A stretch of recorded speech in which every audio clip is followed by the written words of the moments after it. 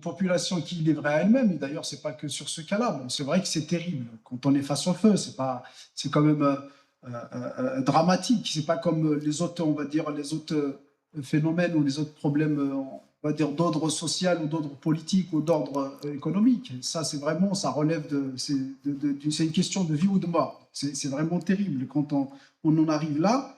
Mais c'est un constat amer où la population est livrée à elle-même. Et là, c'est là où on voit justement, si vous voulez, le rôle d'un État qui est protecteur. Normalement, dans la constitution algérienne, dans toutes les constitutions des pays qui se respectent, c'est-à-dire l'État si vous voulez, c'est-à-dire prend cette où le peuple délègue sa sécurité et sa protection à l'État, mais en contrepartie, l'État doit le protéger, y compris contre les phénomènes naturels. Bien sûr qu'on ne peut pas protéger, le risque zéro n'existe pas, peu importe le pays où on est, mais la prévention, elle est du rôle de l'État, chose qui fait défaut pour ce pouvoir. Bon, ça ne m'étonne pas de la part de ce pouvoir que le peuple algérien soit livré à lui-même.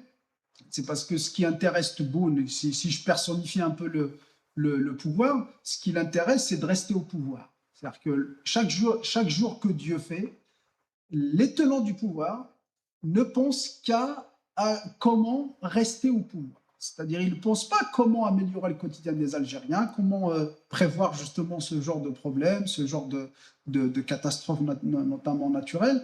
En plus, ces catastrophes, elles sont devenues tellement récurrentes, surtout avec le changement climatique et avec le positionnement géographique algérien, qui est le pourtour méditerranéen, qui est connu justement par des sécheresses très, très rudes pendant l'été avec des vents très importants.